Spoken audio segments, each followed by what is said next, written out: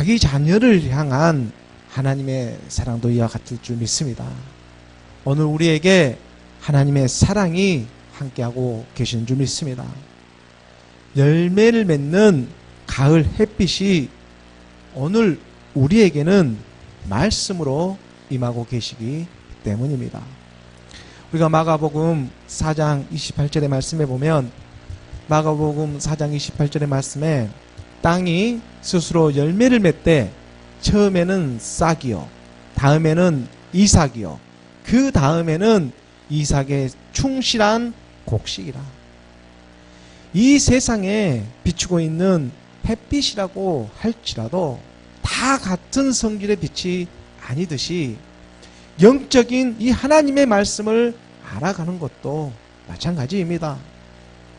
세상에는 세상 나름대로 돌아가는 분명한 이치가 있듯이 하늘에 속한 그 하나님의 사람들도 하나님의 말씀으로 돌아가는 그런 분명한 이치가 있는 것입니다. 그래서 하나님의 말씀을 우리가 알아가는 데 있어서도 다 그 시기가 있고 때가 있고 단계가 있다는 것을 가르쳐주고 계시는 것입니다. 처음에는 싹이요, 싹이 올라옵니다. 그 다음에는 이삭이요, 또 그 다음에는 이삭의 충실한 곡식이라. 믿음은 들음에서 나고 들음은 그리스도의 말씀이라고 하셨습니다. 그 그리스도의 말씀이 마치 사람이 땅에 이 씨를 뿌리는 것처럼, 이 사람이 땅에 씨를 뿌리는 것처럼 우리 마음의 밭에 이 말씀의 씨가 뿌려져 가지고 싹이 나고 이삭이 나고, 그리고 그 안에 충실한 곡식으로 열매 맺게 하시는 것입니다. 지금 마가복음 4장 28절의 이 말씀은 우리 주님께서 하나님의 나라에 대해서 가르쳐주고 계실 때에 한 비유를 들어가면서 제자들과 거기에 모여있는 그 많은 사람들에게 지금 비유를 통해서 가르쳐주고 있는 그러한 대목입니다. 오늘 우리도 이러한 비유의 말씀들을 통해서, 이러한 비유의 말씀들을 통해서 영적으로 하나님의 말씀을 깨달아가기를 원합니다. 우리가 마가복음 4장 이 본문 26절의 말씀을 잠깐 보면, 26절의 말씀에 또 이르시되 하나님의 나라는 사람이 씨를 땅에 뿌림과 같으니, 하나님의 나라입니다. 천국입니다. 천국은 사람이 이 씨를 땅에 뿌린과 같다고 말씀하고 계십니다. 천국은 마치 사람이 씨를 땅에 뿌린 것 같다고 그렇게 말씀하고 계시는 것입니다. 바리새인들과 그 서기관들이 예수님에게 이렇게 물어볼 때가 있었습니다. 하나님의 나라가 어느 때에 임하느냐고. 당신이 하나님의 아들이라면 하나님의 나라가 임할 줄 알지 않겠느냐고. 그래서 하나님의 나라가 어느 때에 임하느냐, 그렇게 물어보는 장면들이 사복음서에 여러 군데 나오고 있습니다. 그럴 때 우리 주님께서 무엇이라고 답변하고 있었습니까? 하나님의 나라는 여기 있다 저기 있다 하지 못할지니 하나님의 나라는 바로 너희 안에 있다, 너희 안에 있느니라 하는 그러한 분명한 답변을 말씀해 주고 계시지 않습니까? 오늘 그 이 본문의 말씀처럼 하나님의 나라는 사람이 씨를 땅에 뿌린과 같으니 하나님의 나라입니다. 이 하나님의 나라 곧 그리스도이신데, 그 그리스도가 말씀으로 영으로 우리 마음판에 뿌려지는 일인 것입니다. 이걸 가지고 하나님의 나라가 임하는 것이라고 말하고 있는 것입니다. 그래서 27절의 말씀에 우리가 이어져서 보면, 그가 밤낮 자고 깨고 하는 중에 이 씨가 나서 자라되 어떻게 그리 되는지 알지 못하느니라. 너희는 잠잠히 하나님만 바라라. 우리의 소망이 그래서 하늘에 있습니다. 그러하기 때문에 우리가 아무리 이 세상에서 열심히 살아간다고 할지라도 영적인 하나님의 말씀이 어떻게 우리 안에서 자라게 하는지 우리 눈에는 잘 보이지가 않기 때문에 그것은 잘 알지 못하는 것입니다. 이 세상에서 아무리 열심히 살아간다고 할지라도 이 하나님의 섭리는 그렇게 쉽게 깨달아 주지가 않는 것입니다.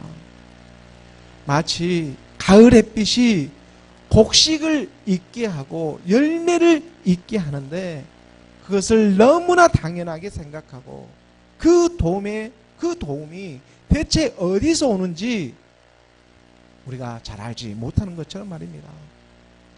요한복음 3장 8절의 말씀에서도 보면 요한복음 3장 8절의 말씀에서 바람이 임의로 불매 내가 그 소리는 들어도 어디서 와서 어디로 가는지 알지 못하나니 성령으로 난 사람도 다 그러하니라. 하나님의 말씀으로 영으로 난 생명들이 있습니다. 복음을 듣고 옛사람 사망의 몸 죄의 몸을 그리스도와 함께 십자가에 못 박았음을 믿음으로 선포하며 고백하는 사람들이 있습니다. 물과 영으로 거듭난 사람들이 있다는 것입니다. 그렇지 않다면 오늘 이 말씀이 우리에게 들리지도 않았을 것입니다. 오늘 우리가 그러한 생명이 되기를 원합니다. 오늘 우리가 그러한 생명이 되어서 하나님을 사랑하는 마음으로 말씀의 인도함을 받으며 나아가기를 원하는 것입니다. 살리는 것은 영이니 육은 무익함이라. 우리가 한 주간을 아무리 육적으로 이 세상을 살아가고 있었다고 할지라도 그럼에도 불구하고 하나님의 섭리, 그 하나님의 계획은 그 우리의 육적인 삶 그 안에서조차도 우리를 깨어서 알아봐주고 계신다는 사실입니다. 바로 우리가 그 사랑에 순복하여 나아가는 믿음이지 않겠습니까? 그리스도입니다. 왜 내가 너희를 모르겠느냐고, 왜 내가 너희를 알지 못하겠느냐고. 우리 눈에 보이는 혈과 육의 그 육신에 속아서는 안 됩니다. 그 안에, 바로 그 안에, 예수 안에 생명이 있습니다. 우리가 그것을 볼 줄 알아야 합니다. 그리스도를 보아야 합니다. 영이 영을 알아보기 시작하지 않습니까? 그래서 참을 수가 있는 것입니다. 하나님께서는 사랑하는 그 자녀들을 끝까지 포기하지 않으시며 살리시는 영으로, 살리는 영으로 붙잡아주고 계신 줄 믿습니다.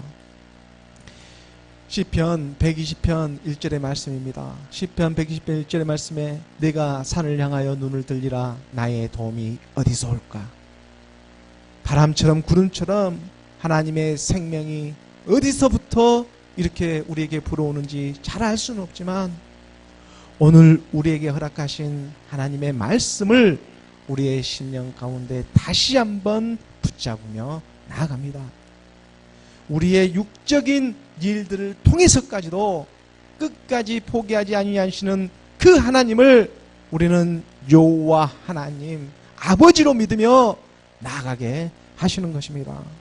우리가 시편 89편 26절의 말씀을 발견하게 하십니다. 89편 26절의 말씀에 그 89편 26절의 말씀입니다. 26절의 말씀에 그가 내게 부르기를 주는 나의 아버지시요 나의 하나님이시요 나의 구원의 바위시라 하리로다. 나의 아버지가 되십니다. 나의 하나님이 되십니다. 나의 구원의 바위가 되시는 그분을 우리는 믿음으로 나아가는 것입니다. 다시 우리가 마가복음 4장 28절의 말씀에 보면 마가복음 4장 28절에서도 열렸던 땅이 스스로 열매를 맺되 처음에는 싹이요 다음에는 이삭이요 그 다음에는 이삭의 충실한 곡식이다. 싹에서 멈추면 안 됩니다. 싹만 내고 있으면 안 됩니다. 이삭만 또 내고 있어도 안 됩니다. 그 이삭 안에 알곡이 차야 합니다.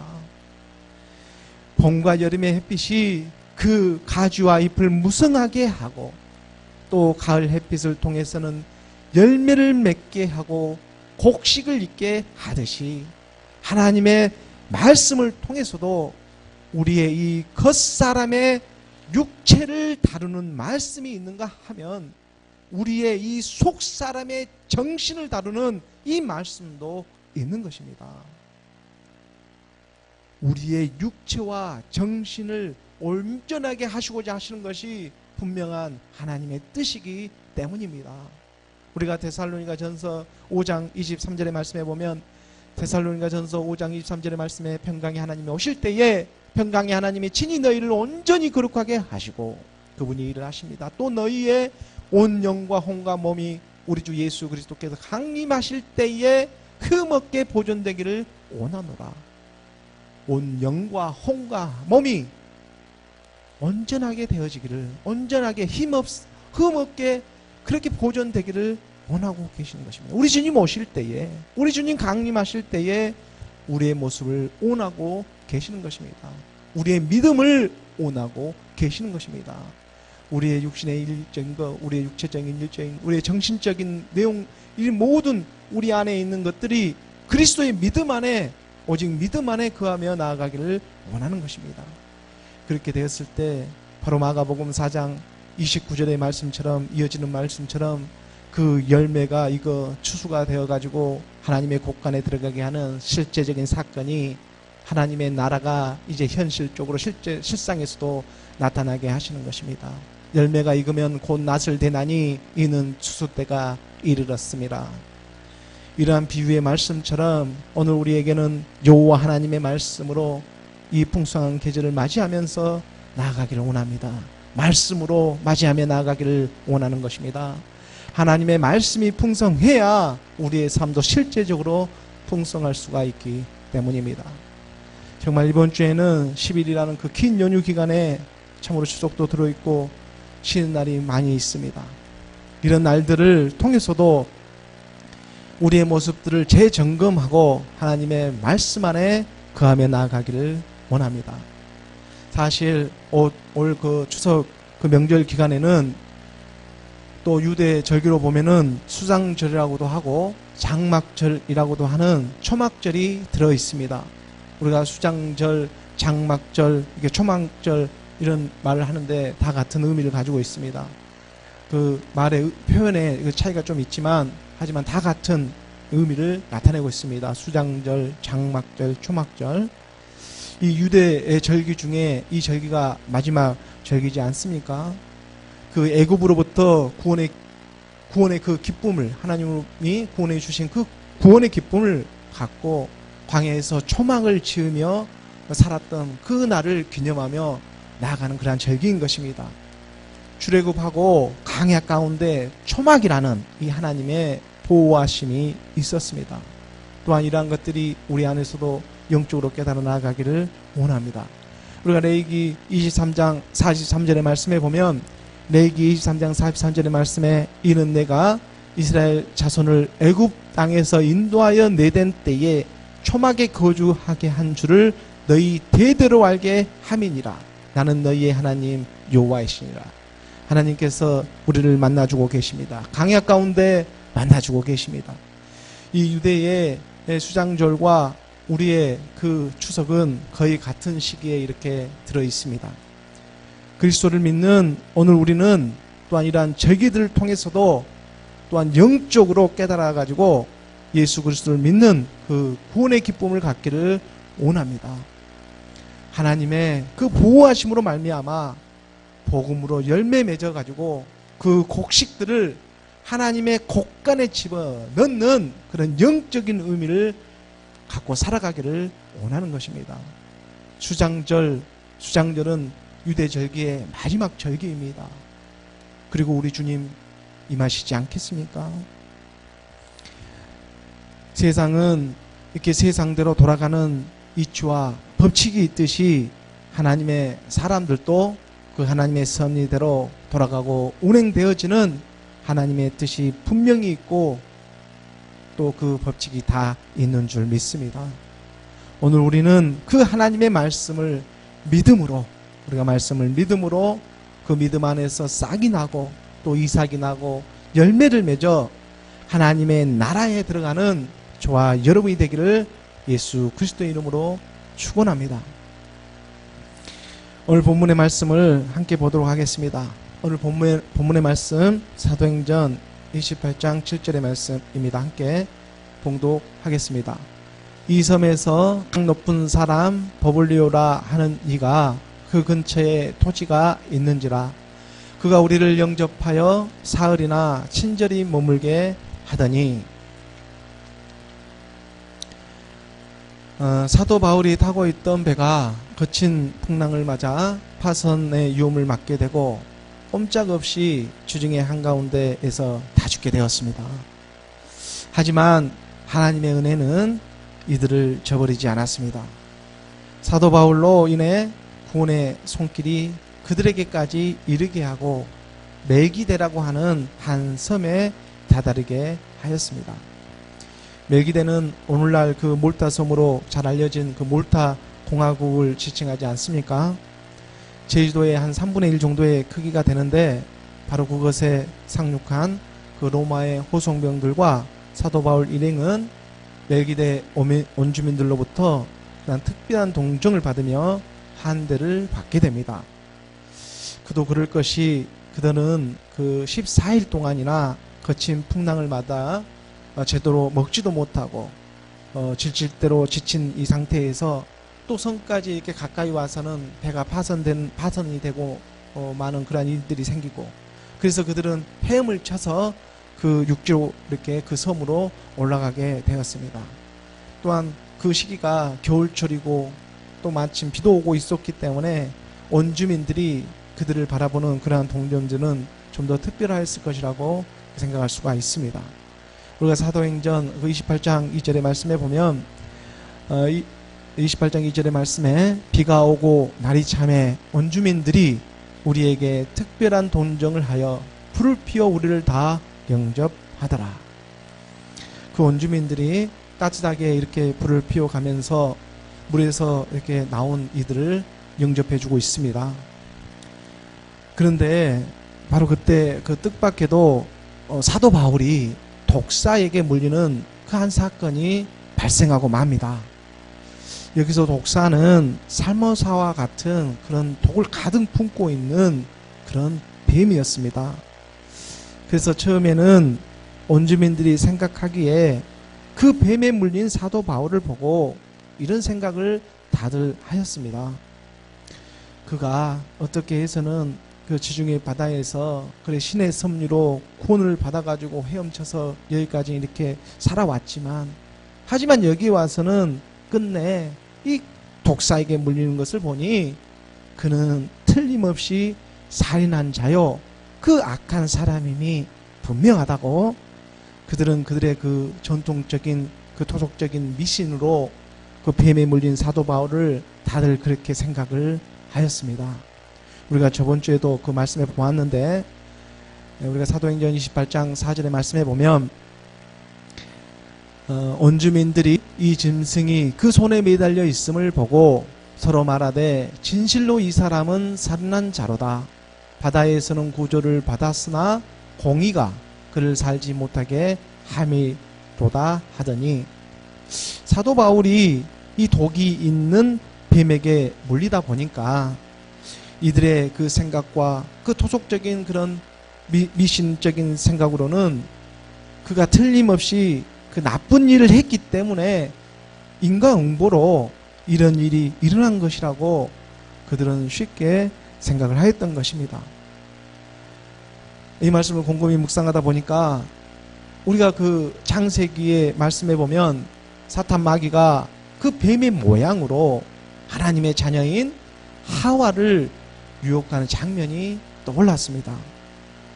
그때 그 사탄 마귀는 하나님이 그렇게 먹지 말라는 동산 중앙에 그 나무의 열매를 가리키면서 이 열매를 먹게 되면 선악을 분별할 수가 있고 하나님과 같이 될 것이라는 그런 유혹의 말을 하면서 이렇게 유혹하는 장면을 우리가 떠올리지 않습니까? 물론 지금 사탄이 하고 있는 그 말은 다 틀린 말은 아니지만 사탄 마귀는 하나님의 사람들로 하여금 죄에 빠져 결국 사망으로 멸망으로 이끌려고 하는 그런 계획을 가지고 있었습니다.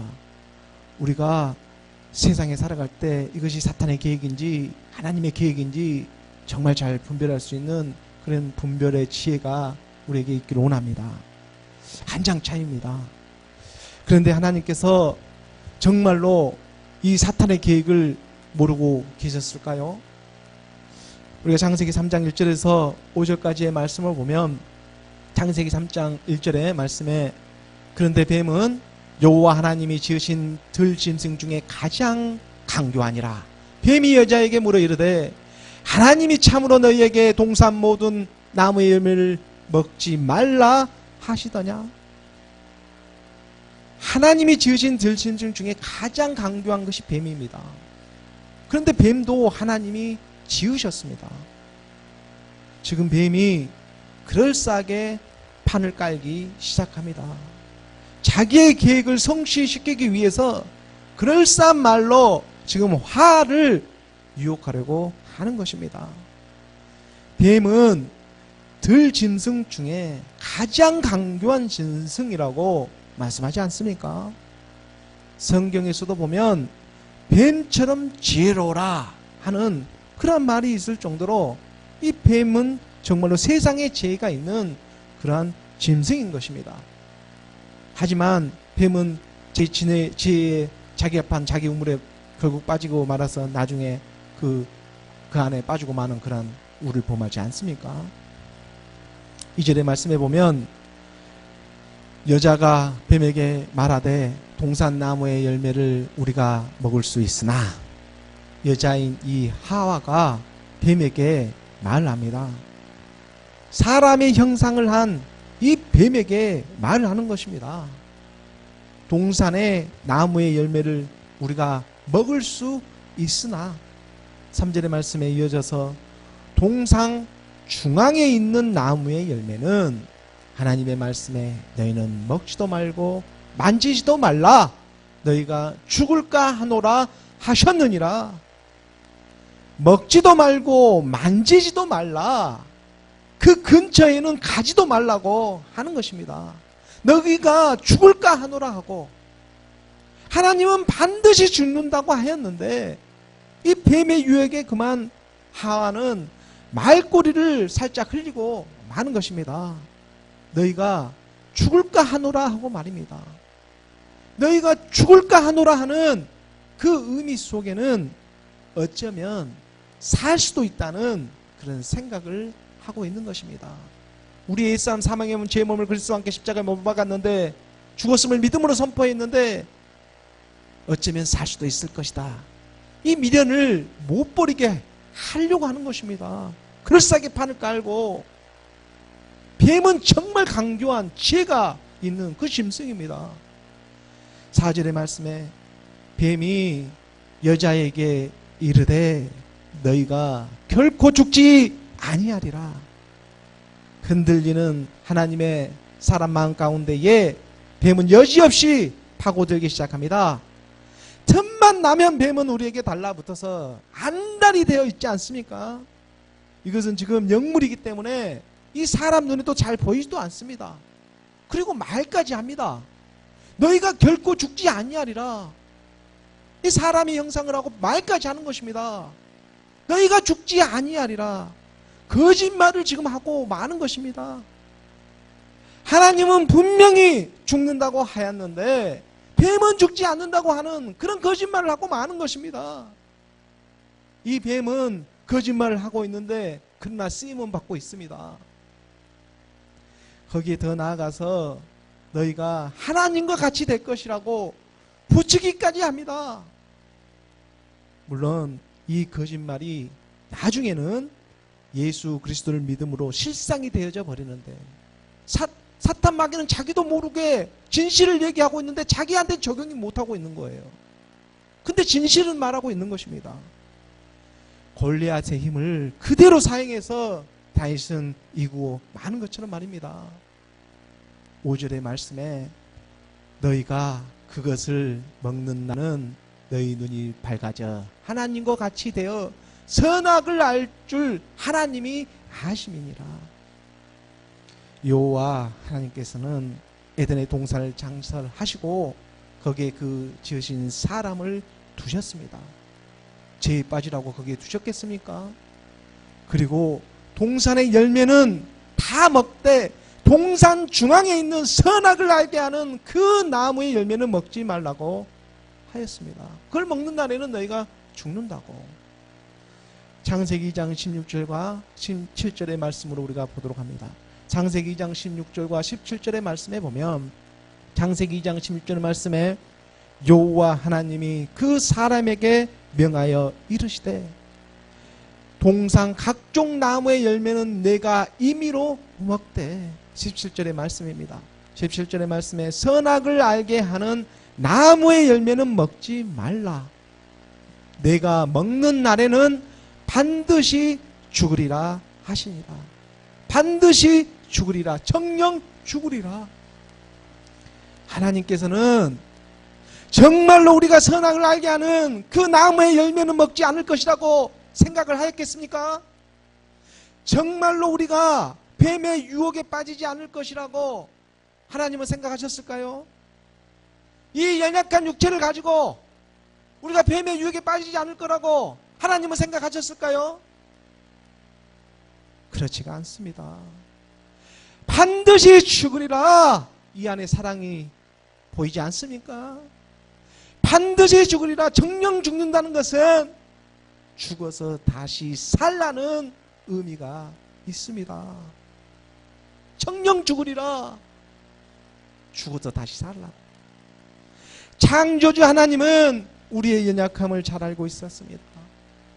우리가 유혹에 넘어갈 것이라고 너무나 잘 알고 있었던 것입니다. 사탄, 마귀, 뱀 또한 하나님이 지으셨습니다. 하나님이 창조 세계에 들어있는 이 하나님이 지으신 그 영물임을 우리는 알아야 합니다. 그런데 이 영물에 하나님의 사람들이 속아서야 되겠습니까? 사탄, 마귀 또한 이 하나님의 사람들이 바로 하나님의 자녀로 발견되게 하기 위해 쓰이고 있는 그 도구에 지나지 않는 것입니다. 영적인 존재. 우리는 그 하나님의 지혜를 말미암아 그리스도를 깨달아야 하는 것입니다. 그래서 뱀처럼 지혜로우라. 거기서만 끝나는 게 않고 뱀처럼 지혜롭고 비둘기처럼 순결하라고 하나님의 한 영, 비둘기처럼 한 영이 하늘로부터 우리에게 임하기를 원하는 것입니다. 양이 이리로 한테 보낼 때 그때 말씀해주고 계시는 것입니다. 만약에 하나님의 사람들이 이 세상에 태어나서 죽음으로만 끝난다면, 지금 정말 죽고 끝난다면 예수 그리스도 우리 주님께서 이 땅에 오실 이유가 무엇이 있겠습니까? 우리 주님께서 이 땅에 오실 이유가 하나도 없게 되는 것입니다. 그러므로 이 사탄의 친밀한 이 계획도 있지만 그 계획 위에 더 크신 하나님의 계획이 있음을 우리는 반드시 깨달아야 합니다. 다른 것이 아니라 바로 이 말씀으로 깨달아야 합니다. 그래야 속지 않을 수가 있습니다. 이 세상에 보이는 혈과 육의 세계가 전부가 아니라 신령한 한 몸의 세계가 있음을 분명히 가르쳐주고자 하시는 하나님의 그 말씀의 영이 우리에게 임하고 계시는 것입니다. 그래서 그 땅이 스스로 열매를 맺는데 처음에는 싹이 나고 이삭이 나고, 그리고 마침내 그 가을 햇빛처럼 하늘 아버지의 그 그리스도인 안에 계시는 그 아버지의 말씀을 통해서 이제 실상인 그 알곡을 맺게 하는 것입니다. 그래서 사도 바울은요, 고린도전서 12장 1절에 이런 고백을 하고 있습니다. 고린도전서 12장 1절의 말씀에 사도 바울은 고린도 교인들에게 이렇게 말씀을 하고 있습니다. 형제들아, 신령한 것에 대하여 나는 너희를 알지 못하기를 원하지 아니하노니. 신령한 것은 우리가 알아야 합니다. 하늘에 속한 일들을 우리는 알아야 합니다. 하나님은 다 그것을 펼쳐놓고 계시로 나타내고 주고 계십니다. 사도 바울의 손을 물고 있는 뱀을 사도 바울은 아무렇지도 않은 듯이 피워놓은 그 불에 그 짐승을 그냥 털어버립니다. 하나님의 계획 안에서 신령한 것을 사모하며 믿음으로 나아가는 것입니다. 지금 이 믿음이, 영이 사도 바울 안에 임하고 있습니다. 그래서 세상의 그 형편과 처지가 비록 우리를 막아서지만 우리는 이걸 뚝뚝 털어버리면서 그러면서 다시 믿음을 붙잡고 다시 일어서야 하는 것입니다. 하나님은 지금 이 육신을 통해서 이 육체적인 일들을 통해서 도구 삼고 있음을 깨달아야 합니다. 그래서 사도행전 28장 5절의 말씀에 보면 28장 5절의 말씀에 바울이 그 짐승을 불에 떨어버림에 조금도 상함이 없더라. 뱀이 공격을 하든 말든 어떻든 간에 아무 상관없이 사도 바울은 툴툴 털어버리고 하늘에 속한 하나님의 말씀, 오직 예수 그리스도의 그 말씀을 의지하며 나아가는 것입니다. 살리는 것은 영이니 육은 무익함이라. 하나님의 말씀, 내가 너에게 이른 말이 생명의 영이니라. 그러자 이제 그 매기대에 있는 온 주민들이 또 그들의 그 토속적인 신앙으로 이제 사도 바울을 바라보면서 신으로 이렇게 바라보기 시작하는 것입니다. 사도행전 28장 그 6절의 말씀, 그 6절의 말씀에 보면 그들은 그가 붙든지 혹은 갑자기 쓰러져 죽을 줄로 기다렸다가 오래 기다려도 그에게 아무 이상이 없음을 보고 돌이켜 생각하여 말하되 그를 신이라 하더라. 이들의 믿음은 지금 보이는 겉모양에 있습니다. 그래서 이들은 지금 보이는 것에 일비일이, 좋을 때는 좋아하고 또 나쁠 때는 나쁘고 금방금방 이 일비일이합니다. 또 여기서 또 어떻게 되면 또 쉽게 또 흔들리는 그런 믿음을 가지고 있습니다. 하지만 우리는 지금 알고 있지 않습니까? 사도 바울이 지금 어떤 여정 가운데 이 28장 6절까지 왔는지, 지금 사도 바울이 어디에 감동되어 가지고 로마로 향하고 있는 그 여정인지 우리는 지금 잘 알고 있지 않습니까? 그 하나님의 영에 감동되어 살아가는 사람들에게 있어서는 이제 더 이상 이 세상의 끝에 마음을 빼앗기고 살아가는 것이 아니라 우리 주님 오실 것을 기대하며 말씀을 붙잡고 살아가기를 원하고 있는 그 가난한 심령이 형성되어져 있는 것입니다. 이삭이 형성되어져 있습니다. 이제 그 안에 알곡만, 정말 그 알곡을 걷어가는 것이 이삭 아무 그것은 불에 그냥 불구덩이 오고 말아요. 그 안에 정말 알곡을 이제 하나님의 곡간에 집어넣는 일이 지금 우리에게 남아 있는 것입니다. 바로 상과 죽음을 초월해서 그 너머에 있는 하나님의 지혜가 믿음으로 우리에게 임하기를 원하는 것입니다. 그리고 정말 이 일은 정말 기쁜 일로 그 하나님의 자녀들에게 임하기 시작하는 것입니다. 주체할 수 없는 기쁨이 몰려오기 시작하는 것입니다. 이 기쁨은 더 이상 그 누구도 이제 빼앗을 수가 없는 그 기쁨이 물밀듯이 임하기 시작하는 것입니다. 마가복음 우리가 16장 16절과 17절의 말씀으로 보면 믿고 세례를 받는 사람은 구원을 얻을 것이요, 믿음으로 우리가 구원을 받지 않습니까? 믿지 않는 사람은 정죄를 받으리라. 그리고 17절의 말씀에 믿는 자들에게는 이런 표적이 따르느니 곧 그들이 내 이름으로 귀신을 쫓아내며 우리의 옛사람 사망의 몸 죄의 몸을 그리스도의 이름으로 떠나가게 되는 역사가 일어납니다. 그리고 새 방언을 말하며 아, 예수는 그리스도이셨구나, 이 믿음의 행함을 알고 고백하는 그런 새 방언들을 말하기 시작합니다. 새 방언을 말하기 시작하는 거예요. 이 예수는 그리스도시구나는 그 믿음의 행함을 알고 있습니다. 그래서 지금 그 똑같이 예수 그리스도를 말하는데 그 안에 지금 내용물을 알고 내용물을 가지고 지금 말을 하기 시작하는 것입니다. 그것이 새 방언이에요. 예수 그리스도라고. 그러니까 18절의 말씀에 이어지고 말씀하십니다. 18절의 말씀에 뱀을 집어 올리며 무슨 독을 마실지라도 해를 받지 아니하며 병든 사람에게 손을 얹은 즉 나으리라 하시더라. 초대교회 이런 역사가 일어나면서 오늘 마지막 때에도 우리 교회 가운데도 이런 역사가 일어나기를 원하는 것입니다. 그래서 이러한 일이 바로 하나님의 영에 감동된 사도 바울에게는 실제적으로 그 현실 속에서도 지금 증거 삼아 보여주고 계시는 것입니다.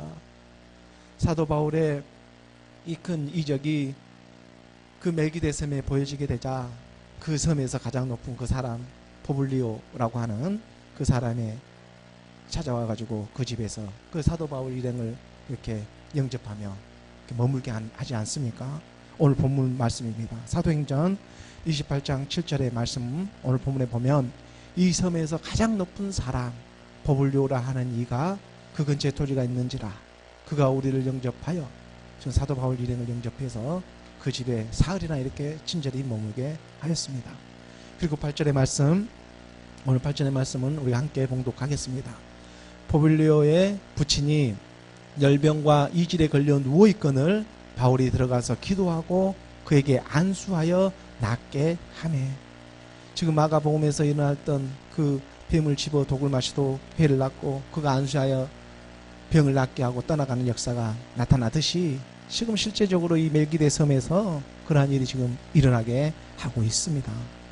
그 포블리오 부친이 열병과 이질에 이 중병에 걸려 있는데 사도 바울이 들어가서 기도하고 그에게 안수하며 낫게 하는 역사가 지금 그 멜기데 섬에서 나타내 주시고 사도행전 마지막 끝자락에서 우리에게는 말씀으로 펼쳐주고 계시는 것입니다. 그리고 9절과 10절의 말씀에 보면 이어져서 9절의 말씀에 이러므로 성 가운데 다른 병든 사람들이 와서 고침을 받고, 소문이 금방 이러한 소문들은 금방 퍼지지 않습니까? 그러니까 그 성 가운데 있는 그 다른 병든 사람들도 와서 고침을 받고, 또 10절의 말씀에 이제 후한 예로 거기에 또 감사할 줄도 알아서 우리를 대접하고 떠날 때에 우리 쓸 것을 배에 실었더라. 사도 바울은 한 석 달 정도 이 멜기데 섬에 머물면서 또 겨울을 보내고 그리고 나서 다시 로마로 향하게 됩니다. 그 기간 동안에 이 멜기데 섬에서 그 포블리오의 부친을 살리게 하고 또 여러 가지 그러한 기사와 이적을 나타내면서 복음을 전하고 있는 모습들을 나타내주고 있습니다. 하나님의 섭리는 어느 곳이든지 그 하나님의 사람이 있는 곳에 함께하고 있음을 우리는 말씀을 통해 살펴볼 수가 있습니다. 며칠이 있으면 이제 한가히 이 추석이 우리에게도 다가옵니다. 더도 돌도 말고 한가히만 같으라 하는 그러한 말이 있습니다. 우리도 더도 돌도 말고 바로 하나님의 말씀 그리스도만 바라며 나아가기를 원합니다. 세상 속에 살아가면서 하나님의 일을 증거하며 살아가기를 원하는 것입니다. 믿음은 바라는 것들의 실상이요 보이지 않는 것들의 증거라고 그렇게 말씀하지 않습니까? 우리가 바라고 원하는 것이 실상이 되어져 가기를 원하는 것입니다. 가지가 나무에 붙어 있듯이 이 하나님의 말씀에 붙여가지고 싹이 나고 이삭이 나고 마침내 열매를 맺는 그러한 하나님의 나라가 되고 하나님의 의가 되어져 가기를 원하는 것입니다. 풍성하게 열매 맺어 가게 하는 이 가을에 정말 이 햇빛처럼 만유 위에 계시고 만유 안에 그 만유 가운데 계시는 그분을 우리는 바로 말씀으로 그 인생에 살아가는 그 삶 속에서 말씀으로 알아가기를 원합니다. 하나님의 영에 감동되어서 하나님의 그 성령의 인도함을 받아서 그러기 위해서는 우리가 좀 더 말씀 앞에 가까이 해야 할 줄을 믿습니다. 진정으로 우리 안에서 하나님께 감사하며 경외하는 마음으로 살아가기를 원합니다. 하나님의 말씀이 우리 안에서 일하십니다. 우리 죽어가는 영혼을 살리십니다. 그러므로 하나님의 은혜가 풍성하신 우리 주 예수 그리스도 그분을 오직 믿음으로 그 믿음으로 구하며 그의 계획에 그 하나님의 계획에 연합하는 저와 여러분이 되기를 주 예수 그리스도의 이름으로 축원합니다. 기도하겠습니다.